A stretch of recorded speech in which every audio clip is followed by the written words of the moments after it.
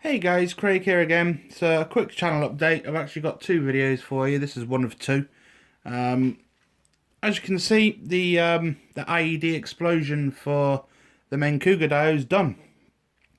So let's just try and get that in a bit of focus here. So what we've got, for those that have been following, it's the meng cougar 6x6 MRAP. Basically what's happened is it's been out on patrol and it's hit an IED. The bloke in top cover has been caught unaware. He's getting flung out the turret and having a really bad day. So, showing you around the thing then. The base is MDF, it's just solid MDF board. I've used various types of desert ground scatter, and it's got the little, you can't really see it, but the little grass tufts and everything down here in the corners is military modeler or army modeler grass tufts. The explosion itself is basically cotton wool, and what I've done with that is I've made a mixture of fabric glue and water with a little bit of what do you call it, washing up liquid, and mixed it together in the same fashion as you would do the glue for your ground scatter. So instead of using PVA glue, I've used fabric glue, and that's made the well, it's actually cladding, not cotton wool, toy cladding. Soaked it all in, and it's pretty much dried solid, so it's stuck to shape. So that's basically how I've done that. On the inside of the cladding is LED lights. I've used orange and white, 5mm LEDs. White for the initial explosion where the blast's hitting, and the orange is simulating the fire effect going on underneath the vehicle. As you can see, I've also done a primary layer of dust coming out, which is also cladding. I've just basically stuck that down and airbrushed that with desert colour and buff colour from Tamiya. And then I've stuck this on top, and then I've got the Cougar sat on top of that. It's battery operated, it runs on 9 volts, and because it's a solid MDF base, as you can see, it's not very thick, it's literally as thick as my finger. I've had to come up with an ingenious way of hiding the switch and the battery.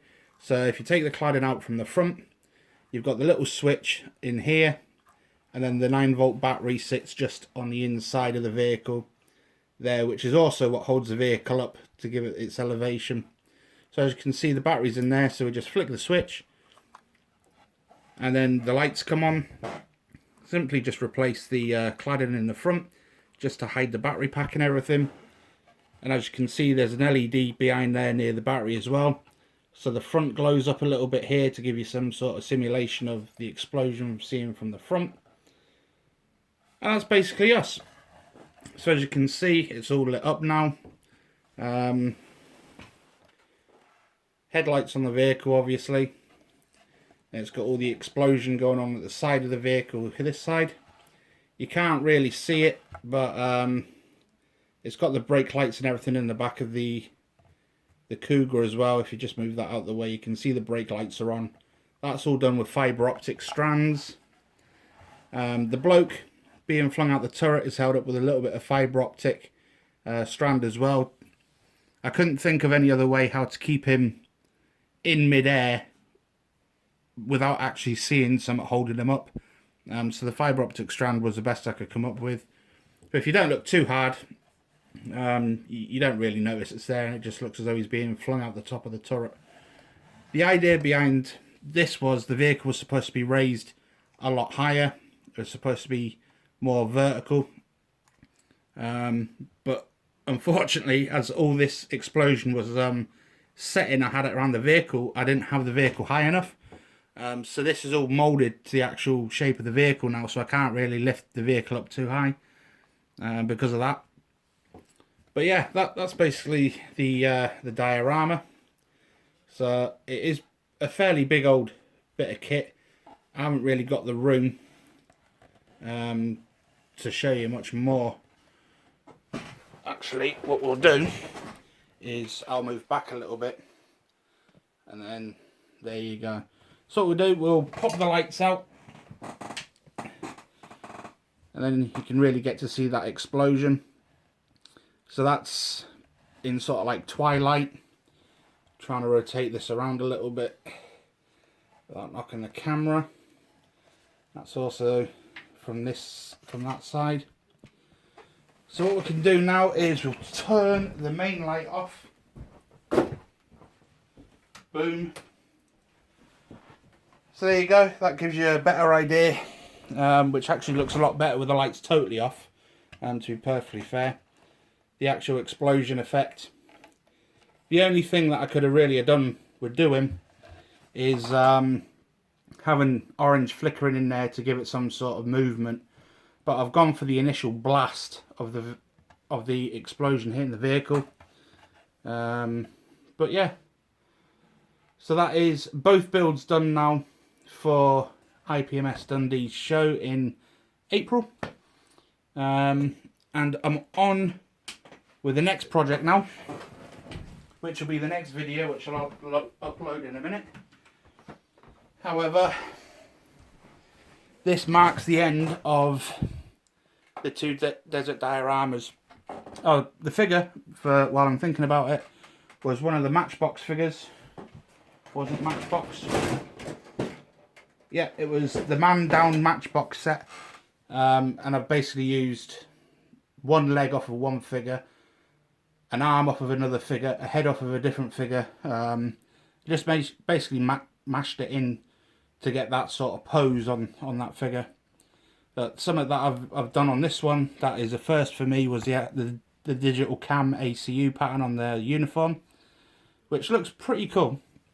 I've always been quite intimidated by trying. Oh, I've totally knocked that now. Let's just move that out of the way a minute.